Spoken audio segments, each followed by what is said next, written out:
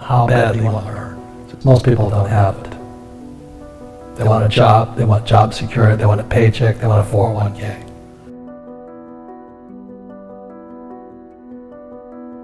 You've got to be so much smarter. If you want to be poor, I hate to say this, you can go to school, but you still won't learn anything about money. You know, there's a lot of people who can't make $1,000.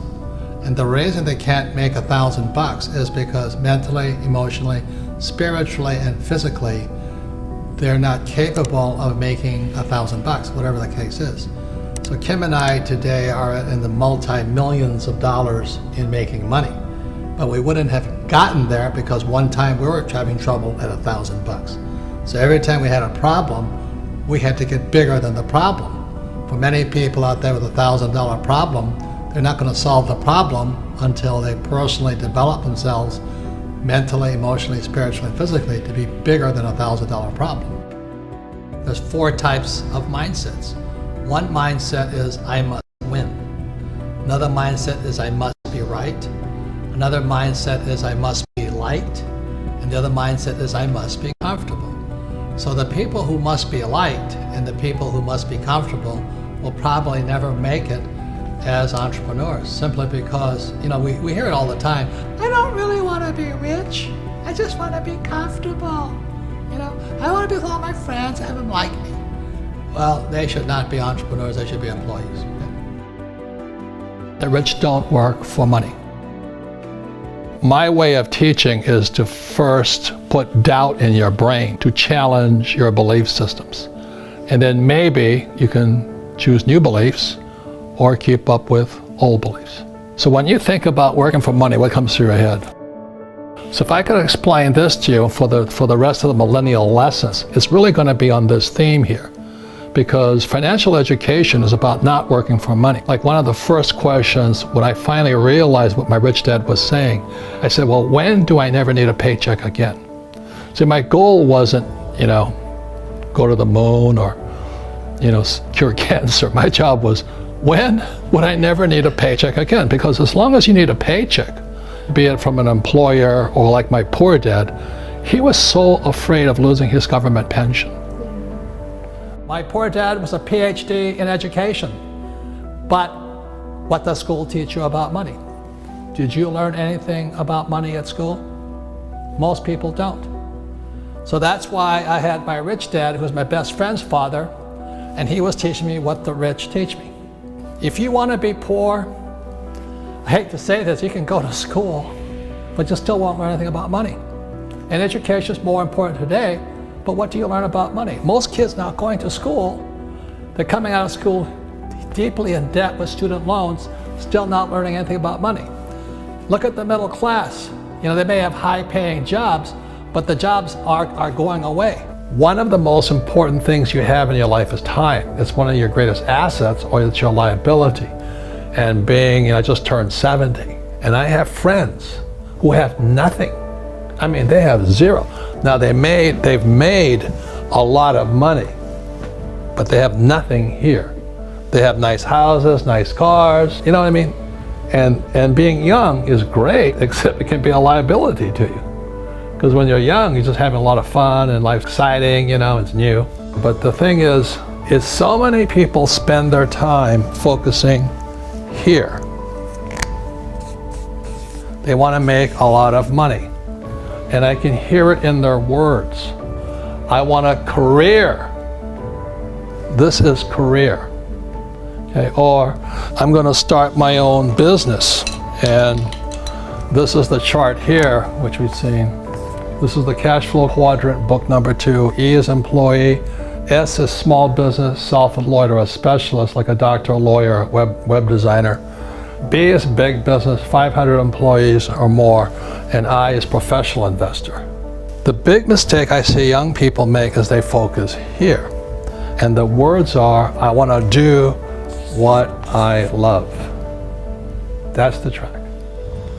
You see, in real life, sometimes you have to do what you hate. Like people think I like to write books. I hate writing books.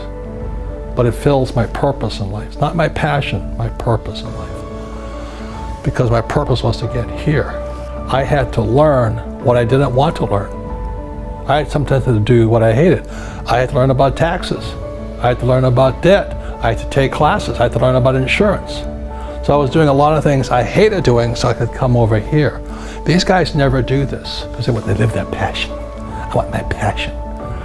So the big mistake for young people is I'm going to do what I love, which is fine over here. But what do you love the most? Well, I loved my freedom. And I know it sounds greedy, but I love making money. I'd rather have a lot of money than no money. I've been both. I've been broke, I've been down, everything, but I'd rather have a lot of money. The big mistakes I see young people making is here. You know, they think about what they want to do, what they love. And what I'm saying to you, the millennials right now, invest in what you love.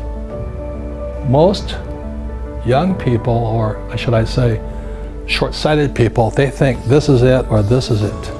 But this is the one here. The reason I make more money is because it's not what I'm doing what I love. I do sometimes what I hate so I can have the assets that I love. I love having a business. So the business affords me the lifestyle I want. And then I invest in real estate. This is what I know. The higher the risk, the more education it takes. And how badly you want to learn. Just most people don't have it. They want a job, they want job security, they want a paycheck, they want a 401k. And that's why they don't get to come here. That's why they don't get to come over here. Nothing right or wrong, you know. I don't ever want it to be here. I knew when I was your age I wanted to come here, but the higher the risk, the higher the returns, but also the higher dedication, education, and study you have to go through. You've got to be so much smarter. And most people, they have it, they have that ability to be that smart, but they rather do what they love rather than invest in what they love. As you know, we learn little to nothing in school, but in fact, you will find out that going to school actually diminishes your ability to get rich. You know, so that goes counter to what everybody tells you. Go to school, get a job, and you'll make money. And that worked probably 1,000 years ago, not working today. The number one reason to be an entrepreneur is not about money. The number one reason to be an entrepreneur is personal development.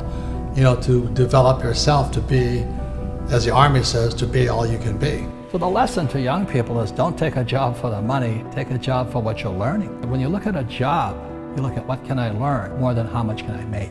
And I think that's the biggest challenge. And if you look for a job where you can learn a lot, the harder the job, the better it is. You know, I have bad luck too. I've had financial crashes. I've had people stab me in the back, but they're all good because I grow from it. That's spirituality. You know, people who are afraid of making mistakes, like they teach in school, they don't ever grow. Because spirituality is there's good and there's bad, there's right and there's wrong, there's up and there's down. Most people only want to be right, they only want to be positive. Well, you can't have that, that's not reality. And the average person, the reason they're poor is they haven't failed. You know, they play it so safe, they haven't made any mistakes like they taught in school. That means they don't learn anything. That's why the school system's actually fundamentally corrupt. It's anti-education. You know, I go into business like a rugby team. You know, boom, boom, and we kick butt. But the average guy is standing there, oh, I'm an A student, I'm going to do this all on myself. And a bunch of rugby players run you over, and you go, well, they're not playing fair.